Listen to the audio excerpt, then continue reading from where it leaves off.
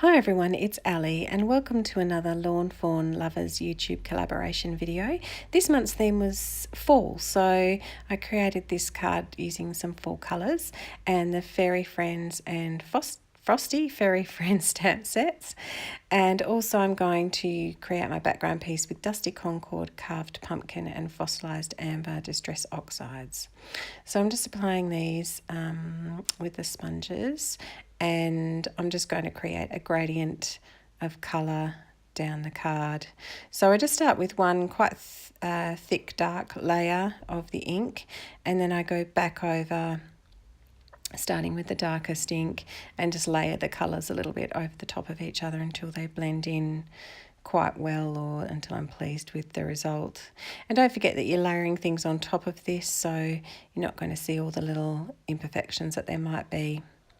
So there I've just gone over with the darkest colour again. I'm using a stitched circle just to cut out a piece from that I'm going to put on the front of the card. And now I'm going to do some colouring in of the fairies. I've just stamped out the fairies and the little tree house.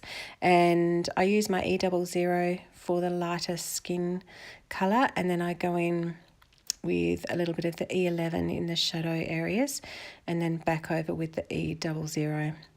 And these are mostly they're fairly small, the images in the Lawn Fawn set, so I don't like to use 3 colours. I just usually use the 2 on these smaller images, just because there's not really enough room to get a good gradient of colour if you use too many Copics. So I'm just using 2 in this case. And then back over with the E00 right at the end, just to blend the 2 colours back in together. And that's mostly my skin colour choice for most things, actually. Then I've done the dresses in purple, so that's a V93, and then I'm going in with slightly darker V15 and just making some little creases in the fairy dresses as well. Then I went in with quite a dark V17 with just small amounts, just to flick in those little dress creases and just under the fairies' chins as well on the dress where the shadows will fall. And then last of all, just going back over again with the lightest colour just to blend those colours back in together.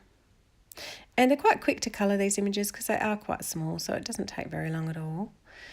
Then the wings, I just did a combo of these 2 colours. I found that I didn't have a light enough orange, but I still wanted it to be quite orange. I didn't want it to be too coral coloured, so that's what I used.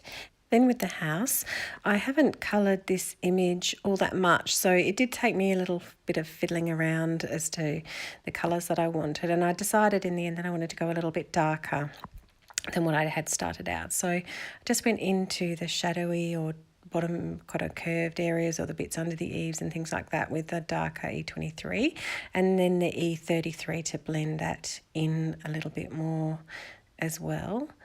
And then I also used an E51, which is the lightest colour that I used on the tree as well. So now when I'm colouring images, I'm tending to pick a dark and a close next colour to that dark colour, and then quite a light colour, so there's a bigger variation between my lightest and my darkest colours.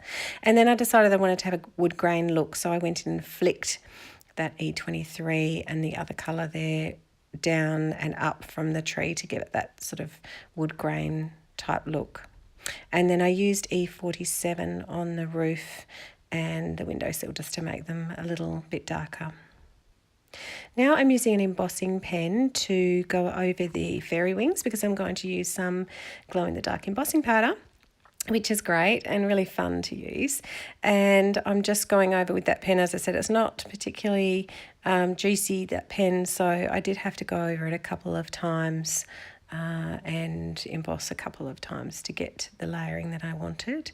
Now I'm just positioning my fairies and things on the card, deciding where I wanted them to go, and adhere that background piece on. And I also stamped and white embossed that sentiment out on some black card and cut it into a sentiment strip, and then I'm just going to adhere that on to the bottom as well. Now I'm just sticking all my pieces on, and sometimes, well, Actually, pretty much every time I make a card, I change my mind and I reposition things a lot. So I use my scalpel to pick things up gently without tearing the paper underneath and trying to position them where I want them to go. And I did have trouble with these fronds. I put them in different places quite a few times. But anyway, that's the card. So I hope you enjoyed it and that it gives you a few new ideas for your sets if you have these. And this is the look in the dark with the glow in the dark powder working. Make sure you check out everyone else's collaboration videos. They're all fantastic fun. And here's some more of my Lawn Fawn Lovers collaboration videos that you might enjoy watching as well.